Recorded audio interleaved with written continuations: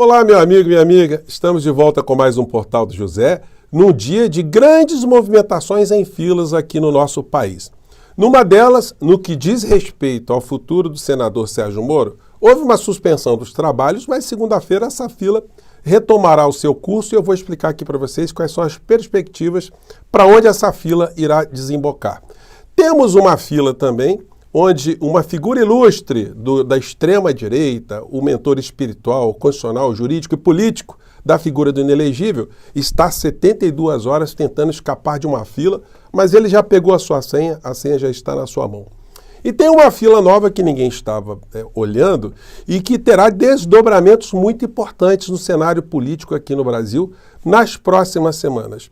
Vou conversar com vocês sobre esses últimos acontecimentos e também trazer mais algumas informações adicionais que tentam explicar por que é que a figura do inelegível ainda se encontra solta, né? Por que ele não está na cadeia? O que impediu, o que está impedindo e o que pode impedir, né? Vou conversar com vocês sobre essas histórias todas, mas antes de mais nada é sempre muito importante convidar você que está chegando agora ao nosso portal e ainda não nos conhecia, para que você se inscreva aqui conosco, conheça também os nossos outros vídeos. Se você gostar, compartilhe, recomende, não se esqueça. Dê o seu joinha, mande seu comentário e, se puder, se inscreva aqui também no nosso clube de membros. Você que é muito bem-vindo e muito bem-vinda. Bom, vamos aqui aos temas. Começando para a notícia agora de tarde, né? Muita gente acompanhando o julgamento da elegibilidade, da inelegibilidade, a cassação do mandato de Sérgio Moro. E nós tivemos uma interrupção nos trabalhos. Por quê? Desembargadora pede vista e julgamento sobre cassação de Moro é suspenso. Placar fica em 1-1. Gente, o que está chamando a atenção de muitas pessoas do mundo jurídico é o comportamento do desembargador relator. O relator é aquele que pega todo o processo, dá uma esmiuçada e prepara ali o seu parecer do que ele entende, né, daquele caso. E isso serve sempre como uma base para o voto dos outros desembargadores.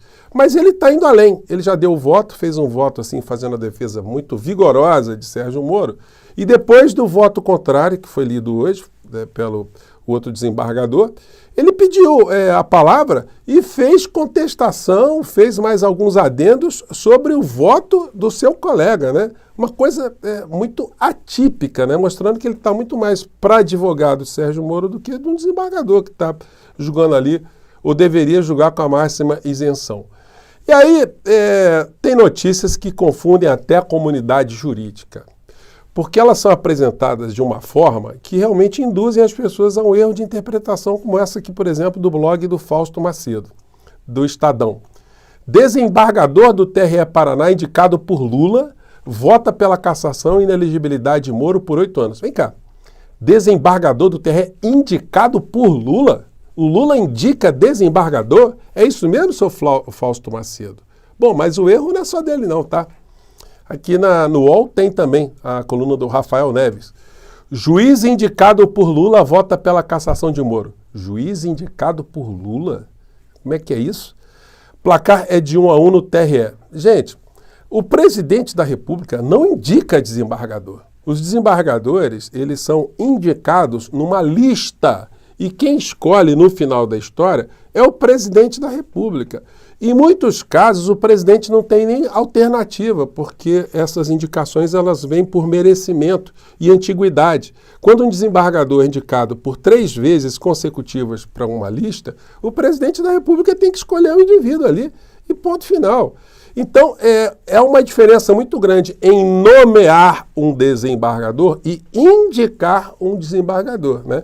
Enfim, mas os veículos aqui estão dizendo o seguinte, como se fosse um capanga do Lula, né, colocado ali para simplesmente já dar um voto já que todo mundo saberia por antecedência, né? O que é uma desinformação desses veículos de comunicação. Me desculpem aos colegas jornalistas, tá? Bom, fila que ninguém estava sabendo o que estava acontecendo e ela terá um desdobramento político importante no Brasil. MP pede cassação de chapa de Castro em ação sobre folhas secretas. Uma ação proposta por Marcelo Freixo, que pode culminar na cassação da chapa do governador do Rio de Janeiro, o Cláudio Castro, por escândalos de aparelhamento em órgãos públicos para dar dinheiro para uma série de cupinchas que não iam trabalhar, funcionários fantasmas, que eram, na verdade, cabos eleitorais. Então, o Ministério Público Eleitoral do Rio de Janeiro já mandou essa bomba, o TRE do Rio de Janeiro irá julgar. Tanto no caso de Cláudio Castro como no caso de Sérgio Moro, certamente haverá recursos e irão parar no Tribunal Superior Eleitoral. Então, será o TSE que decidirá o que acontecerá com esses personagens aí. Então, nós teremos muitas movimentações. O TRE do Rio de Janeiro já vai julgar essa cassação da chapa de Cláudio Castro nas próximas semanas. Isso vai agitar bastante o cenário, porque a gente pode ter novas eleições aqui no Rio de Janeiro, né? Então isso vai ser um acontecimento que vai mexer com muita coisa aqui no Brasil, né? Bom, o ministro Alexandre de Moraes, ele, como eu disse para vocês, sempre é bom salientar, né? Ele já deu 2 prazos a Paulo Gonet, os prazos se esgotam nessa semana, e aí a gente entra nessa segunda questão, né? Por que é que o inelegível ainda está solto? E por que tem gente que está fazendo tanta presepada, como, por exemplo, o senhor Silas Malafaia, que há 72 horas atrás disse que tinha vídeos, né, bombásticos, né, vídeos que funcionariam como uma espécie de habeas corpus, vídeos miraculosos para poder tirar ele e Bolsonaro da cadeia. Ele recuou, botou a viola no saco, mas nós não esquecemos não, a gente quer saber que vídeos são esses, né? Bom, certamente esses vídeos não existem, mas como esse pastor não tem compromisso com a verdade, vai ficar essa história aí até o momento que o Bolsonaro for para a cadeia. Eu acho que ele está na fila, a senha dele é um pouquinho mais atrás, né? Mas eu garanto a vocês que não vai ter vídeo nenhum que vai alterar prisão de criminoso aqui no nosso país. Daí a gente entra num tema aqui que é muito sensível, porque o Brasil agora está completando 3 anos que nós tivemos um número de 500 mil mortos pela pandemia aqui no nosso país. Todas as vezes que eu vejo muvuca ali ao redor da figura do inelegível, eu fico pensando, meu Deus do céu, o que aconteceu com essas pessoas? Como é que ele pode ter tido quase 60 milhões de votos, né? Ter pessoas ali... E ele vai jogando isso à exaustão, né? Eu fico me perguntando, essas pessoas, será que elas guardam algum tipo de relação com o que aconteceu no Brasil? Elas não conseguem associar o que aconteceu aqui? Em Minas Gerais morreram mais de 4 mil. Em Minas Gerais, olha, eu posso pegar cenas do Brasil inteiro, né? Cenas aqui em Belo Horizonte, vamos ver aqui, cenas em Manaus, né? Como essa matéria aqui. Pra ele mesmo, né? Mas como tem que ser assim, tô ruim, né? Tô ruim, só Deus mesmo pra me dar força. Como é que as pessoas se esqueceram desse tipo de atrocidade aqui no Brasil, né? A gente vai vendo aqui, as pessoas simplesmente... os filhos de Bolsonaro espalhando essas imagens, né? Como nós tivéssemos mesmo tido aqui no nosso país uma espécie de epidemia zumbi que corroeu o cérebro de pessoas, né? Mas não é bem isso, não. Se a gente for esmiuçar, a gente vai ver que os grandes veículos de comunicação, eles fizeram um papel muito ambíguo aqui no nosso país. Eles conseguiam transmitir para a sociedade que estavam criticando a figura do inelegível, mas, por outro lado, eles não mexiam, não moviam um átomo para provocar as instituições aqui no nosso país para tomar algum tipo de providência. Por exemplo, o período da pandemia inteira você nunca ouviu falar, pelo menos pelo jornal da TV Globo, no nome de Augusto Aras ou senhora Lindor Araújo. Quais eram as responsabilidades deles em cobrarem dos governantes atitudes para salvar vidas, para cuidar das vidas de brasileiros aqui. Vocês não viram nenhuma vez o senhor Rodrigo Maia, enquanto era presidente da Câmara, ou o senhor Arthur Lira, serem demandados pelos grandes veículos de comunicação, serem entrevistados para dizer por que eles não tocavam ali o impeachment do assassino, genocida, para frente. Então muitas pessoas ficaram com essa coisa, eles estão batendo muito na figura do inelegível, enfim, isso já contentava. Mas no jogo jogado por trás, nenhuma palha era movida para atingir a figura do inelegível.